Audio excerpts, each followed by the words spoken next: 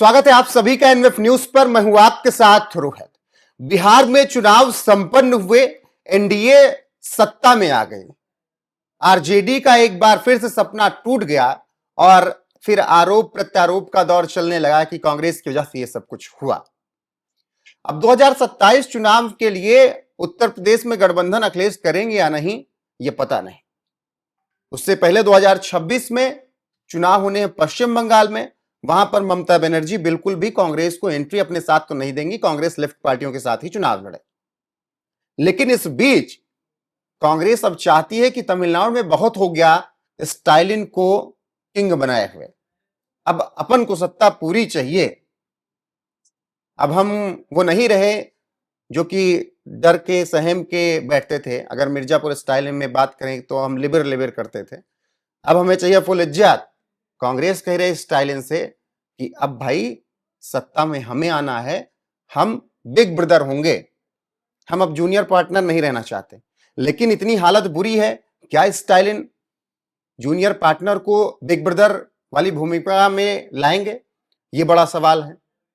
इसी पर चर्चा करेंगे और मृत्युंजय शर्मा बीजेपी नेता से इसलिए चर्चा करेंगे क्योंकि गृह मंत्री अमित शाह ने, इनके शीर्ष नेतृत्व ने कह दिया है कि तमिलनाडु में भी एनडीए आने वाली है। बहुत बहुत स्वागत है मृत्युंजय जी आपका एनएफ न्यूज पर।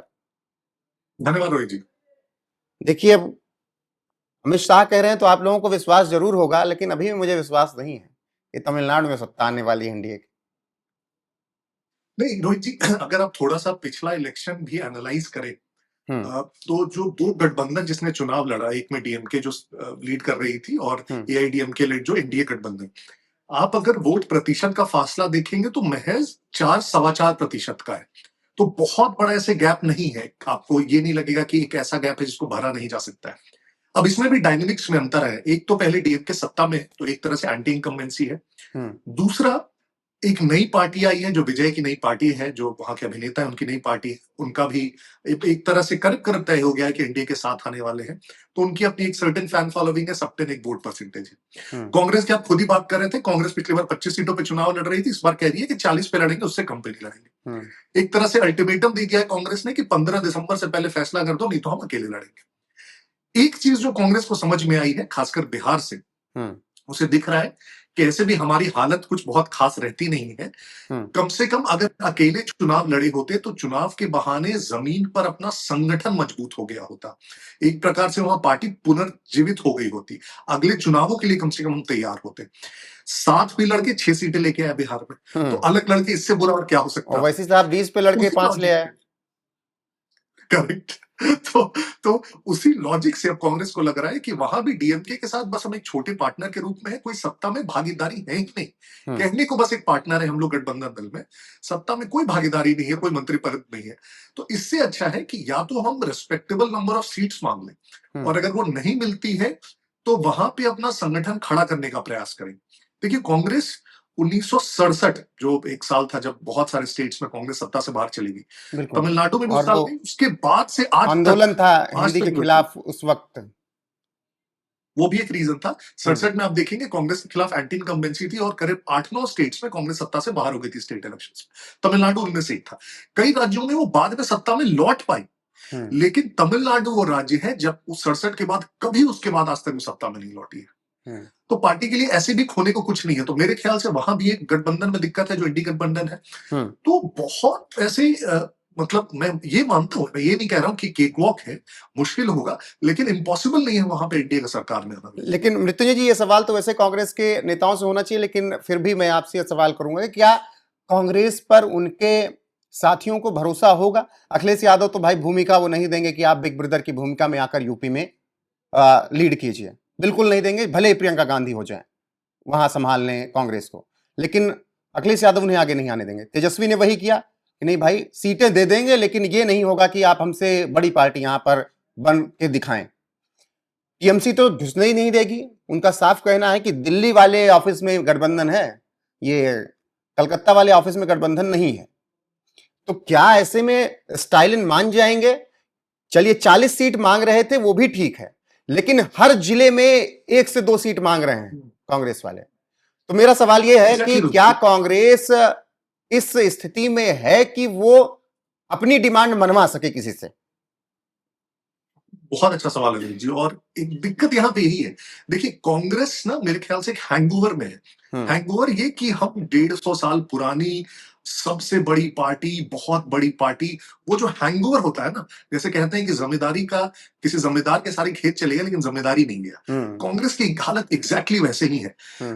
कांग्रेस भले ही एक बहुत बड़ी पार्टी रही है इस देश के चुनावी प्रक्रिया में, बहुत सारे केंद्र में सबसे लंबा शासन किया है, कई राज्यों में सबसे लंबा शासन किया है, लेकिन आज की डेट में रोहित जी, हम सबको ये पता है, जो भी कोई आप न्यूट्रल पॉलिटिकल एनालिसिस लेंगे उसको भी पता है, ये जो राज्य, चाहे बिहार की बात कर रहे थे, उत्तर प्रदेश की बात कर रहे हैं, तमिलनाडु की बात कर रहे हैं, बंगाल की बात कर रहे हैं, इसमें से किसी भी राज्य में कांग्रेस के पास जमीन पर कोई ऐसा जिला नहीं है जहां पे वो गारंटीड कह सके कि मेरा संगठन तैयार है पूरा। चुनाव लड़ना तो छोड़ ही दीजिए, इनमें से कोई ऐसा राज्य नहीं है जहां कहा कांग्रेस गारंटी दे सके अकेले चुनाव लड़के की 5 सीटें हम लेते आएंगे। एक भी ऐसा राज्य इसमें से नहीं है। लेकिन फिर भी वही कह रहे हैं, और उसके ऊपर से जब ऐसे प्रभारी, ऐसे दरबारी मिल जाते हैं जो उस कॉन्फिडेंस को और बढ़ाते जाते हैं, जो उसके नेतृत्व है उसको, जैसे वहां पे अल्लावरू मिल गया बिहार में, उन्होंने कह दिया कि वोटर अधिकार यात्रा में इतनी भीड़ आ रही है, लग रहा है इस बार कांग्रेस की सरकार में। अच्छा, और फिर ये आप जो जिक्र कर रहे हैं, तो मैं बीजेपी के एक प्रवक्ता हैं, वो चुनाव खत्म होने के बाद यही जिक्र करने लगे कि इनके 6 विधायक जीते हैं, कुल मिला के 25-30-40 जो इनके जीत गए हैं, अब ये 3 महीने तक उनका स्वागत समारोह ही कर रहे हैं, वहां बैनर लगा के, वहां पोस्टर लगा के, वहां डीजे करके, वहां शो करके, वहां मीटिंग करके। बहुत कमाल, बहुत कमाल। और रिपोर्ट क्या दी जा रही है कि भैया 2010 से बेहतरीन प्रदर्शन हमने कांग्रेस ने की है, 4 सीट से 6 सीट अब की जीत लिया। तो कह रहे हैं कि ये 3 महीने तक उनका स्वागत ही कर रहे हैं। हमारे नेता बंगाल चले गए, कल को हम वहां भी जीत जाएंगे तो कहेंगे देखो ईवीएम हैक कर लिया। करेक्ट।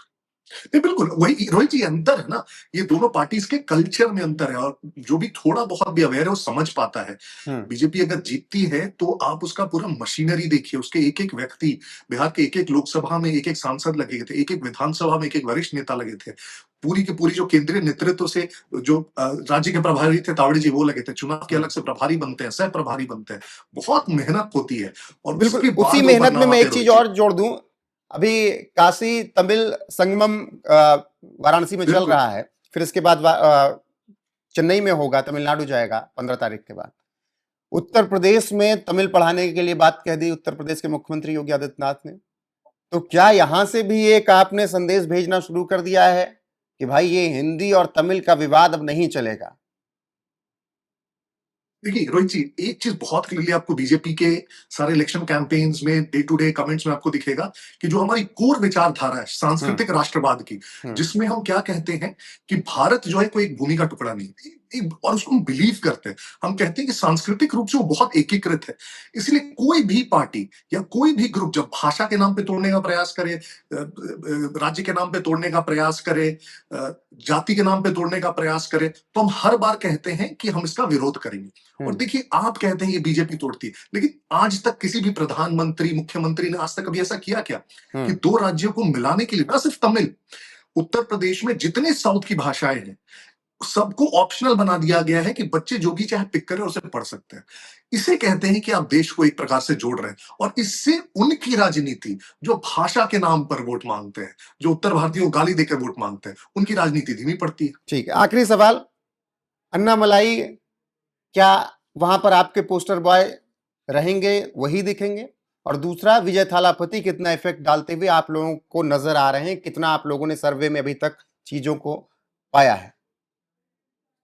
देखिए, जहां तक अन्नामलई की बात है तो वहां के प्रदेश के अध्यक्ष रह चुके हैं, और हम सभी ने देखा है कि प्रदेश अध्यक्ष रहते हुए वहां पे पार्टी किस प्रकार से एकदम एक प्रकार से आप कहेंगे पार्टी की अचानक से प्रेजेंस दिखने लगी पूरे देश में। 11% तक वोट शेयर उन्होंने पहुंचा दिया आप लोगों का वहां।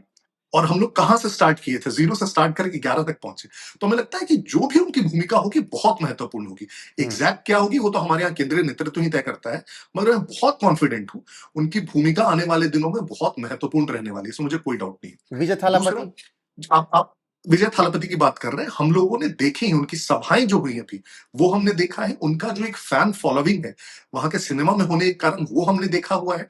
Difficult to predict, again Rohit ji, मैं उस पर एकदम नंबर्स नहीं डालना चाहता कि उनकी इतनी पॉपुलैरिटी, इतना परसेंटेज है, इतना सीट्स, लेकिन मैं फिर कह रहा हूं ये जो गैप है 4-4.25% का, इसको भरने के लिए वो सफिशियंट है, बहुत सफिशियंट। 4-4.25 भी नहीं भरना है आपको, आपको सिर्फ 2.5 अपना बढ़ाना है और उनका 2.5 घटाना है। ठीक है, तो इसीलिए बहुत दूर नहीं है बस।